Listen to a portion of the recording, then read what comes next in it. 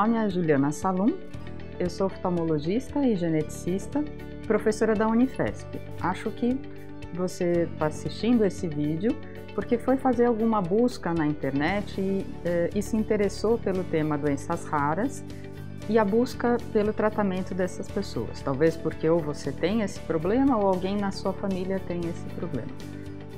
É importante o diagnóstico, e o diagnóstico de uma doença rara nem sempre é fácil, porque o fato dela ser rara faz com que poucos médicos tenham visto pacientes com esse tipo de problema. Então, é comum que o paciente com uma doença rara passe por alguns médicos até que o diagnóstico seja feito. O diagnóstico, às vezes, precisa de múltiplos profissionais atuando em conjunto para fazer o diagnóstico, às vezes de uma síndrome, quando você tem comprometimento em mais de um órgão. Quando você tem, por exemplo, uma questão neurológica associada a uma questão endócrina. Então, você às vezes precisa de vários especialistas. Mas, quando é feito o diagnóstico, você vai refinar esse diagnóstico, às vezes fazendo um teste genético, e o conhecimento dessa biologia molecular, que é saber o que tem de errado, quer dizer, existe uma mutação em determinado gene e aquela variante causa o problema que aflige alguns órgãos. Aí você vai fazer um teste genético para identificar exatamente qual é esse erro e vai buscar o que existe de tratamento, o que existe de pesquisa nessa área.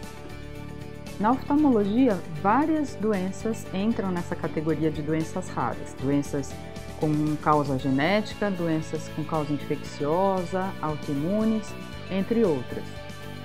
Das doenças genéticas, muitas delas afetam a retina e esse é o meu foco principal de estudo. As alterações na retina às vezes vêm associadas a doenças sistêmicas que comprometem outros órgãos, como no caso da mucopolissacaridose, onde a alteração de mucopolissacaride sistêmico no organismo faz com que ele se deposite em vários órgãos, inclusive nos olhos, na córnea, no cristalino, na retina e cause problemas de visão para o paciente. As doenças da retina de causa genética comprometem principalmente dois tipos de células, os cones ou os bastonetes. Os cones estão na área central da retina e os bastonetes na área periférica. Então, uma pessoa com doença nos cones tem uma dificuldade central, porque é o comprometimento da visão central. Então, se ela olha em frente, aparece uma mancha que impede ela de olhar o que ela está focando. Ela não consegue ler, não consegue ver um detalhe específico. Quando a doença acomete o bastonete, ele está mais na periferia da retina. Então, é uma pessoa que costuma não enxergar bem nas laterais e esse campo fica constrito, fica mais fechado para a área central. Então, imagine uma pessoa caminhando com o campo fechado, ela não vai ver o que tem embaixo, ela vai tropeçar, ela vai esbarrar em pessoas. E é importante a gente fazer essa diferenciação até para a reabilitação do paciente, né? O paciente que não consegue ler, a gente vai buscar recursos de ampliação, recursos eletrônicos para que essa pessoa consiga ler. Pessoas com deficiência de campo visual, a gente vai atuar tentando uma reabilitação de mobilidade, usando uma bengala verde, por exemplo. Então, é importante para a reabilitação também. Pensando nessa questão de reabilitação, às vezes os comprometimentos associados são importantes de serem analisados. Então, por exemplo, alguns tipos de retinose pigmentar têm problema de audição associado. É importante que se identifique essa pessoa porque a deficiência dupla auditiva e visual requer ferramentar essa pessoa de modos de comunicação um pouco diferentes. E nessa questão reabilitação é importante, mas o diagnóstico específico também ajuda a gente a ficar atento a outros comprometimentos. Então, por exemplo, uma doença chamada maurose congênita de Leber, que é uma doença rara, onde a criança nasce com uma deficiência visual grave, pode ter alteração, por exemplo, renal ou neurológica, e é importante que a gente identifique para que a gente não fique atuando só na questão visual e possa fazer uma avaliação, um acompanhamento dessa questão renal para saber se em algum momento é necessário algum tratamento específico para esse problema. Quando a gente faz um teste genético, uma genotipagem, a gente consegue, por exemplo, identificar genes que estão mais associados a problemas duplos, né, problemas associados, ou alguns genes onde a questão ocular ela é isolada.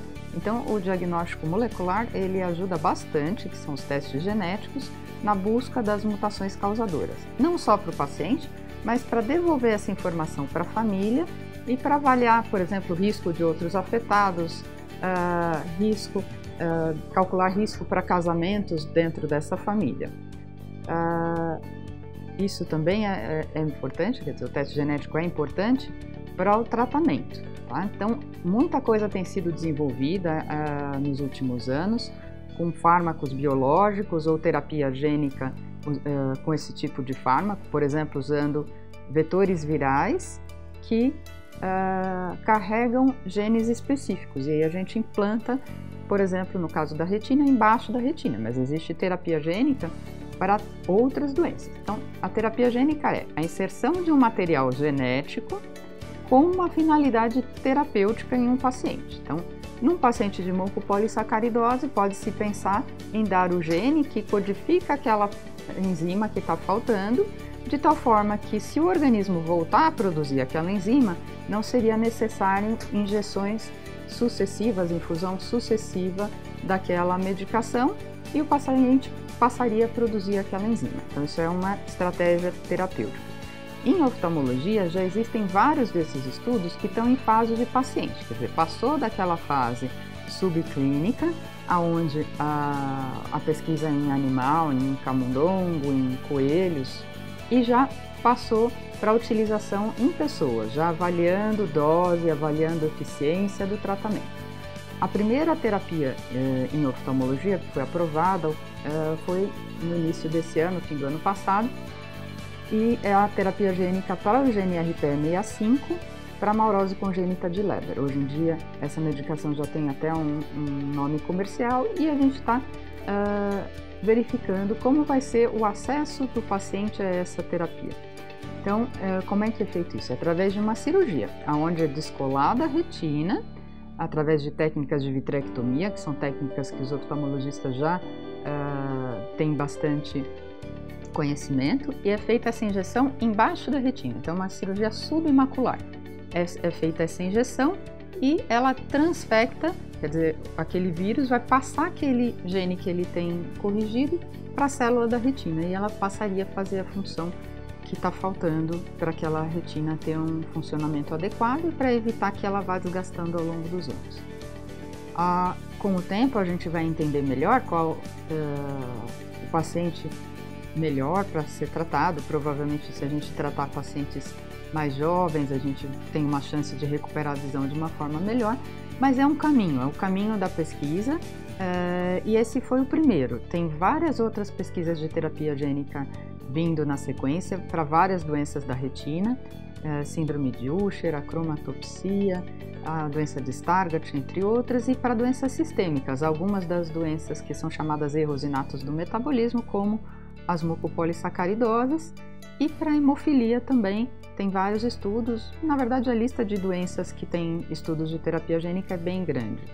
Então, é um universo de pesquisa que acredito que a gente, nos próximos anos, vai conseguir ver o resultado e é capaz que a gente consiga resgatar os pacientes do processo de degeneração da visão, que levaria a uma cegueira, às vezes, bem profunda. Então, é um avanço bem interessante, a gente tem acompanhado, e vai ser muito trabalho nessa fase de pesquisa até que essa tecnologia seja levada para o paciente e seja regulamentada dentro da medicina disponível em vários países.